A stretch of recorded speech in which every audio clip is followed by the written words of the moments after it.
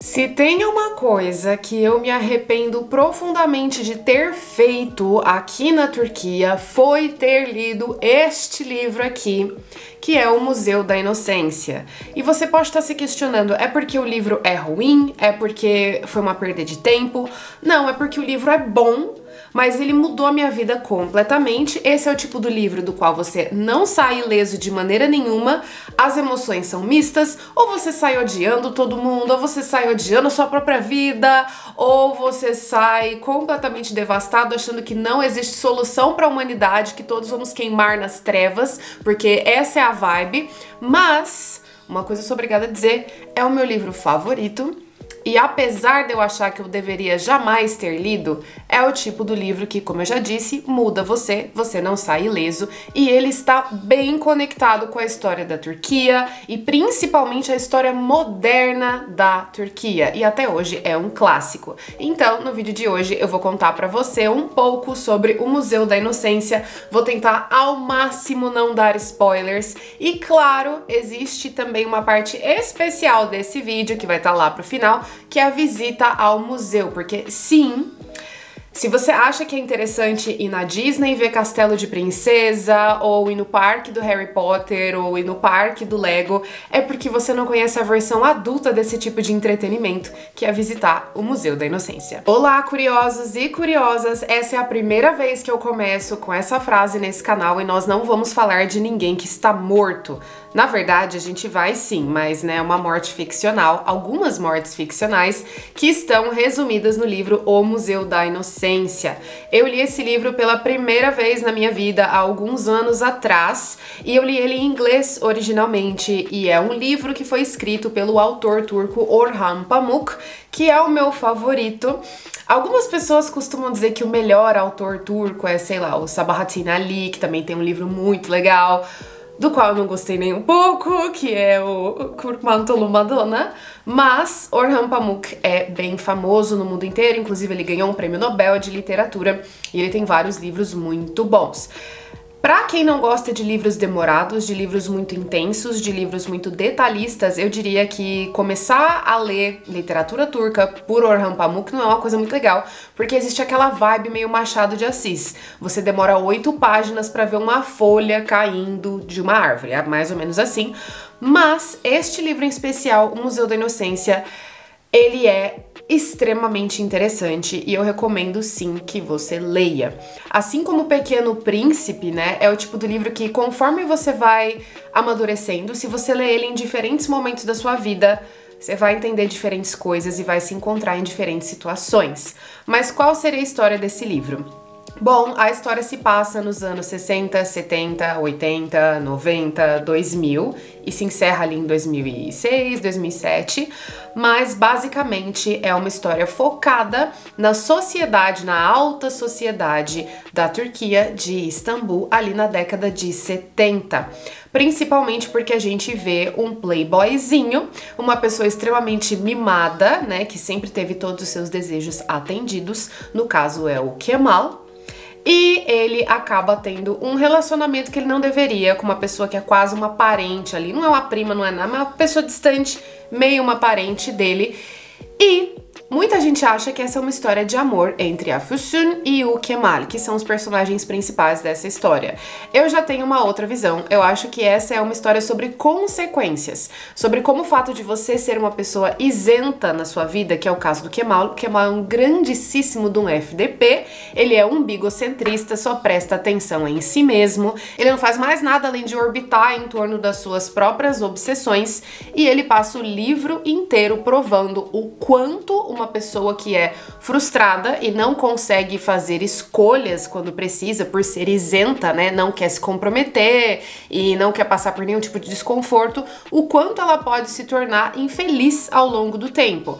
O Kemal, ele encontra alento, digamos assim, na cleptomania, né? É um livro esquisito? É, falando assim ele pode parecer até mais esquisito do que ele realmente é. Sim, mas é por isso que a gente tem o nome Museu da Inocência, porque ele chega num ponto de frustração de não poder alcançar a mulher que ele ama, porque ele foi frouxo o suficiente para não tomar um posicionamento quando ele pôde, que ele passa anos, para ser mais específica, tipo uns 8 anos, revolvendo em torno dessa mulher e da vida dela de forma a não cruzar uma linha social, né, permanecer sendo aceitável e respeitoso, mas ao mesmo tempo roubando tudo aquilo que ela toca, né, como um pedaço de memória para que ele tenha algo, né, para se lembrar dela. Então esse livro é doido.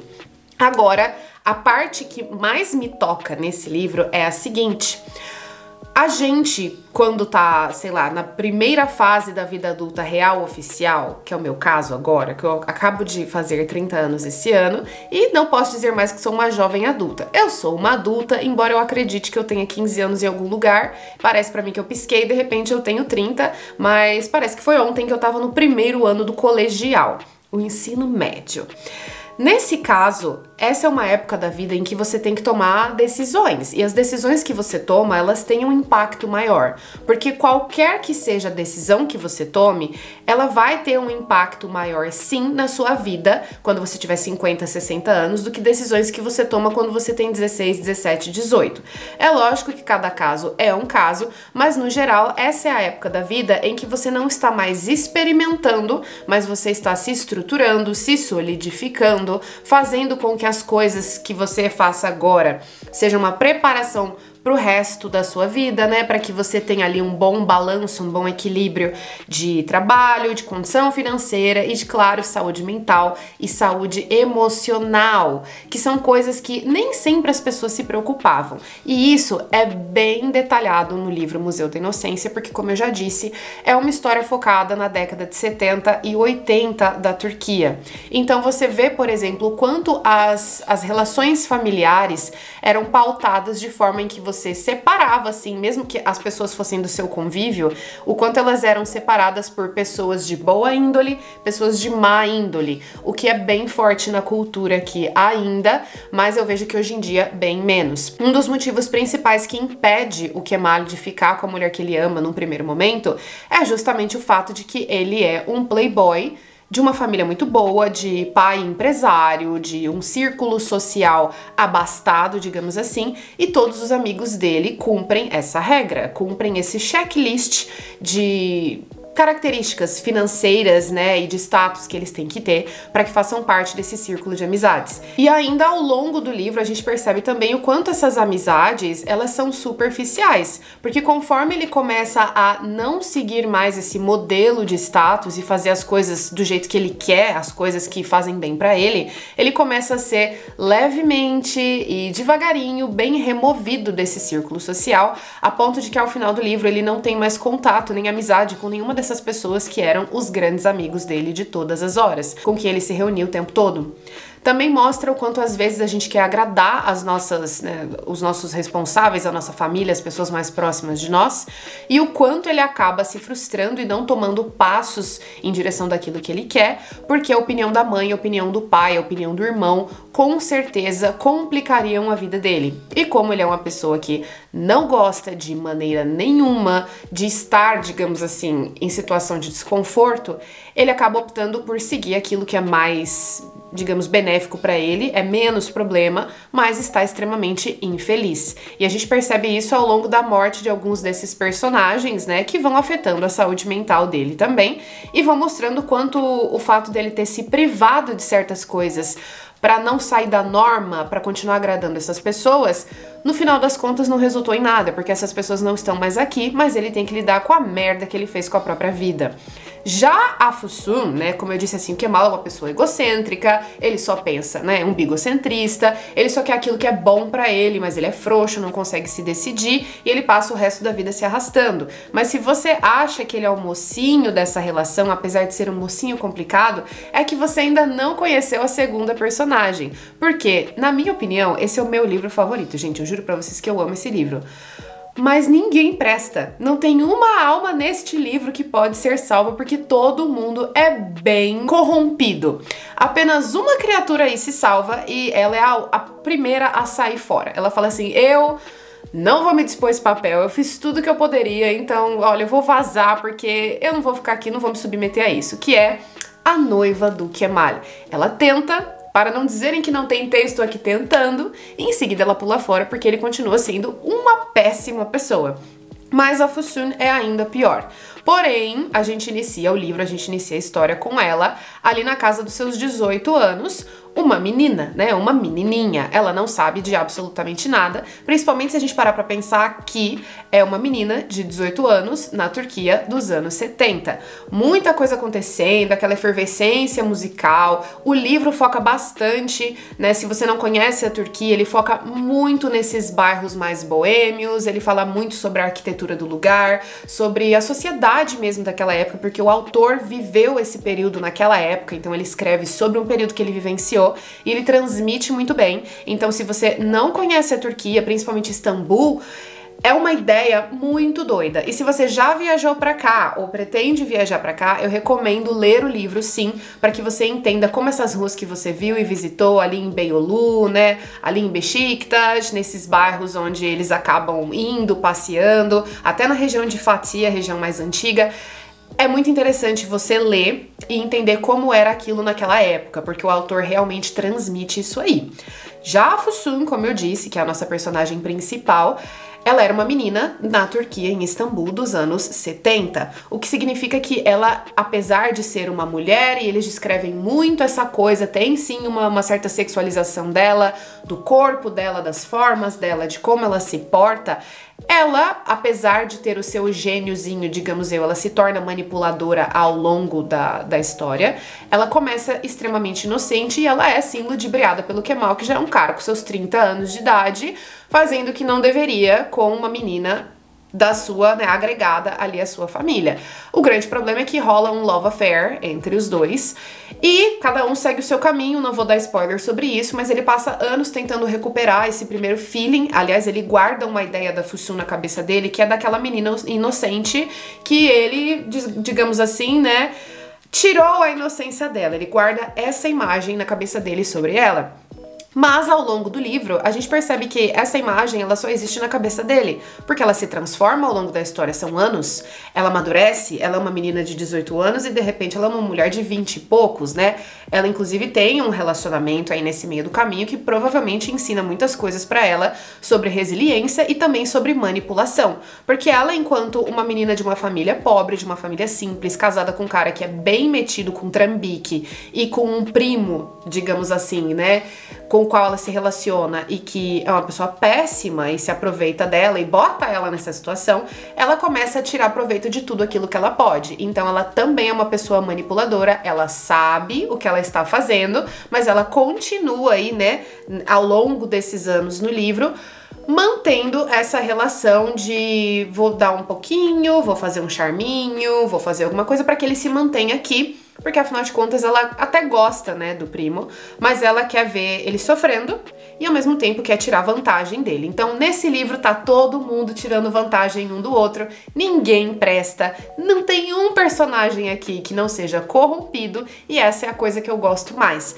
porque prova que as histórias de amor, elas nem sempre foram feitas pra serem bonitinhas, sabe, idealistas, cheias de frufru e puras. Na maioria das vezes, principalmente no mundo que a gente vive, todo mundo é o vilão de outra pessoa. E nessa história, todo mundo é o vilão de todo mundo a todo momento. O que também prova que a gente tem a capacidade de perdoar e de passar por cima e que as perspectivas mudam. Você pode fazer uma coisa pra alguém hoje e essa coisa se tornar um turbilhão de outras ações no futuro, porque toda ação tem uma reação e não tomar uma ação já é uma ação, né? Não fazer uma escolha já é uma escolha, e isso a gente vê ao longo do livro. Agora, o Museu da Inocência, o prédio.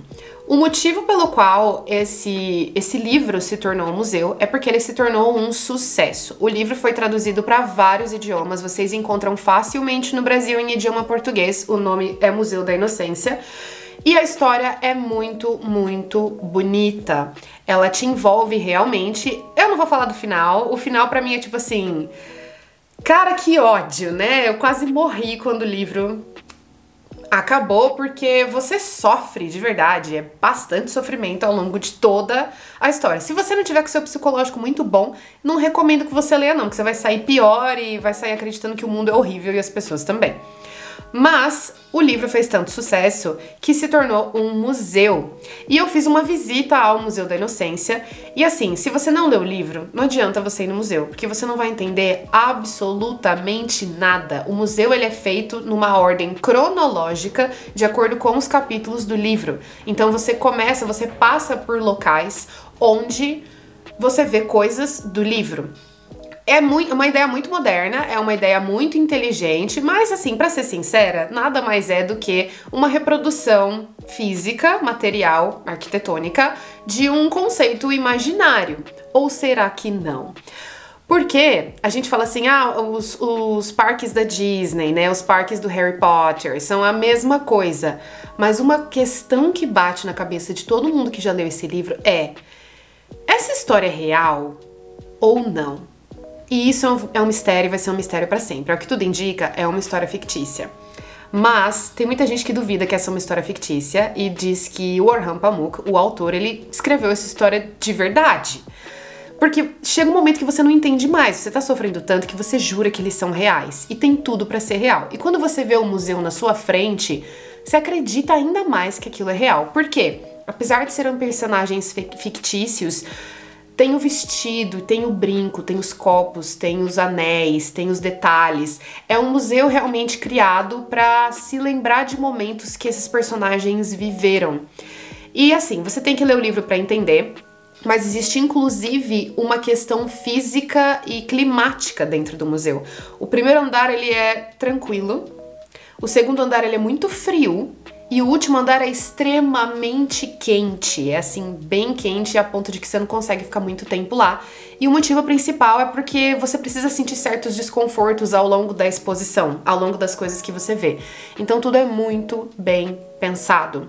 O museu é maravilhoso, eu recomendo que você vá, se você tiver interesse, mas recomendo que leia o livro antes, porque senão você não vai entender nada. Também recomendo comprar um segundo livro, que é um livro que eu comprei, inclusive, que se chama A Inocência dos Objetos, que é como o museu foi feito. Porque no livro explica-se o museu. Mas o fato de que explica-se o museu é como assim, o museu existe, né, na ficção, essa pessoa fez este museu por conta desse fato que aconteceu no livro. Então o museu ele faz parte do livro em si. Mas você vê o museu ao vivo e a cores e pensar que aquilo foi montado nos mínimos detalhes do zero é muito doido. E é isso que me faz admirar muito o Orhan Pamuk, porque ele é um gênio criativo. Muita gente na Turquia não gosta dele, porque ele é uma pessoa um pouquinho mais progressista, ele tem algumas ideias relacionadas à política, por exemplo, que não são das mais agradadoras para os conservadores, mas repito aqui que não é uma experiência para todo mundo. Agora, se você quer começar a ler o Orhan Pamuk e não quer ler esse livro porque acha que ele é um pouquinho demais, eu recomendaria um segundo livro que se chama Meu Nome é Vermelho, que é muito bom também. Eu espero que vocês tenham gostado desse vídeo.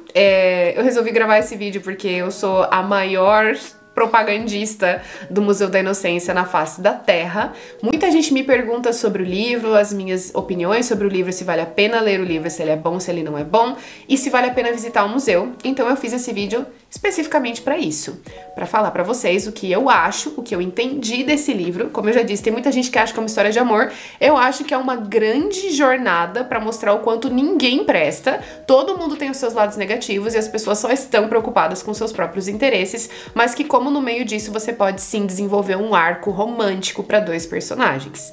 Obrigada se você assistiu até aqui.